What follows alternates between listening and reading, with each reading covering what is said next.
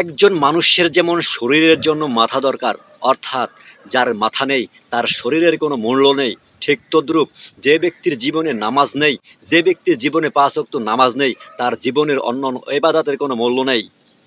কারণ বলা হয়েছে আস-সালাতু রাসুল ইবাদাত, অর্থাৎ নামাজ হচ্ছে সমস্ত ইবাদাতের মাথা।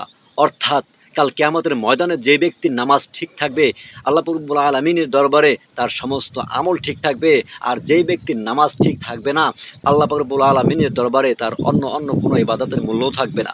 তাই আমরা সব সময়ের জন্য চেষ্টা করব ৫ ওয়াক্ত নামাজ ঠিকমতো টাইমে মসজিদে গিয়ে জামাতের সাথে আদায় করার জন্য। একান্ত যদি কোনো কারণে দেরি হয়ে যায়, আমরা যেখানে থাকি, যে অবস্থায় থাকি, আমরা অজু করে নামাজকে আদায় করে নিব। কারণ নামাজ হচ্ছে মুসলমানদের পরিচয়ের একমাত্র হাতিয়ার, আর নামাজ হচ্ছে সমস্ত ইবাদাতের মাথা।